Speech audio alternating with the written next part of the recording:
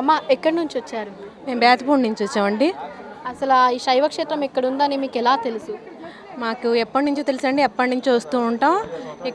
ఇక్కడ శివలింగ ప్రతిష్ఠ చేసుకోవచ్చు అని ముందు తెలిసి వచ్చామండి. అసలు ఆ శివలింగం ప్రతిష్టాపించారా? చేయించామండి. చేయించారు. అసలు ఎన్నోసారి వస్తున్నారు ఇక్కడికి? అసలు ఇక్కడ మీకు నచ్చిన విశిష్టత ఏంటి? అసలు ఎన్ని దేవుళ్ళు ఇక్కడే ఉన్నారు, కోటి లింగాలు ఉన్నాయి, బంగారపు లింగం ఉంది, ఇందులో అంతా మీకు నచ్చింది ఏంటి?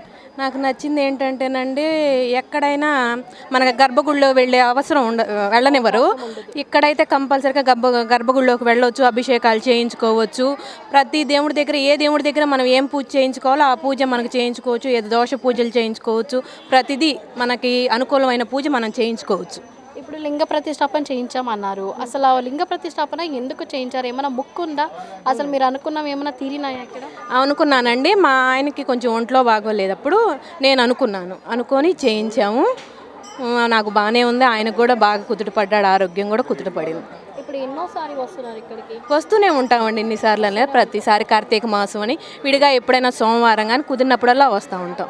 ఓకే, ఇక్కడ ప్రత్యేకంగా దీపారాధన, కార్తీక చివరి సోమవారం ఈరోజు ప్రియ దీపారాధన అన్నీ అయిపోయినాయా? అయిపోయాయండి.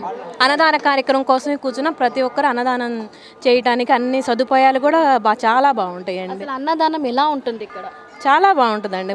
చాలా బాగుంటుంది. బయట వేరే క్షేత్రాలకి ఇక్కడున్న క్షేత్రాలకి అన్నదానం ప్రత్యేకత ఏమైనా కనిపించిందా మీకు? అక్కడికి ప్రత్యేకత అంటేనండి, ప్రతి ఒక్కళ్ళకి అందించటం.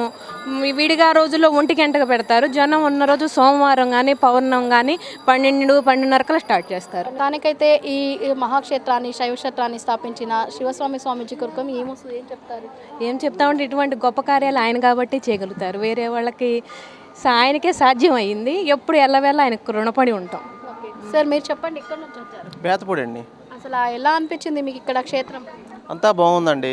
స్వామి అంతా బాగుంది, అంతా మహిమ అంతా బాగుంది, ఇబ్బంది లేదు. అసలు మీరు ఇక్కడికి ఎలా చేరుకున్నారు? అంటే ఇక్కడ దగ్గరేనండి, వచ్చాము. గత 5 సంవత్సరాల నుంచి 6 సంవత్సరాల నుంచి మేము వస్తూ ఉన్నాం. ఇప్పుడు ఇన్ని గుడిలు ఒకే దగ్గర ఉన్నాయి కదా, ఇందులో మీకు ఏ దేవుళ్ళని మీరు పూజ చేసుకుంటే మీకు ఏం జరిగింది? అసలు మేము ఎక్కువ నమ్ముకుంటూ వస్తామండి ఇక్కడ శివస్వామి దగ్గరికి. ఇక్కడ బాగుంటుందండి, ఇబ్బంది లేదు. ఏ దేవుళ్ళు నచ్చారంటే చాలా గుడిలు ఉన్నాయి కదా ఇక్కడ.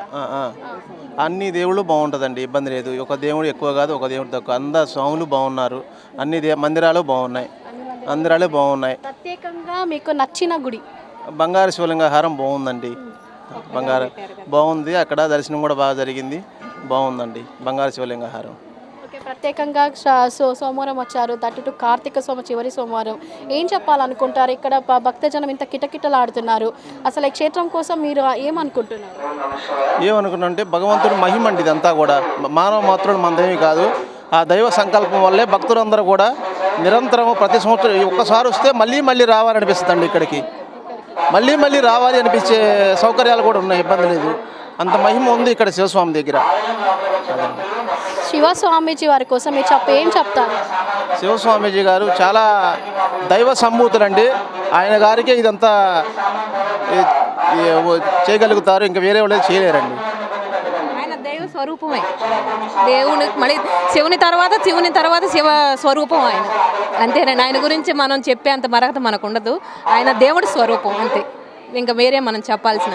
ఆయన దగ్గరకు వచ్చినా కూడా మనం ఏదన్నా సమస్య ఉండి వచ్చినా కూడా ఎంతో సానుకూలంగా, ఎంతో సమయం కూడా చెప్తారు. ఎప్పుడైనా స్వామివారిని కలిసారా? కలిశానండి.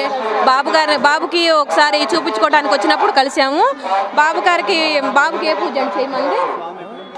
నవగ్రహ పూజ చేయించుకోమ్మా, బాబుకు బాగుంటుందని చెప్పారు. చేయించుకున్నాక అతి పెద్ద శివలింగాహారం కూడా మేము 30,000 రూపాయలు కూడా ప్రతిష్ఠ చేసాం. మొత్తానికైతే మీకు బాగుందండి. చాలా బాగుంది.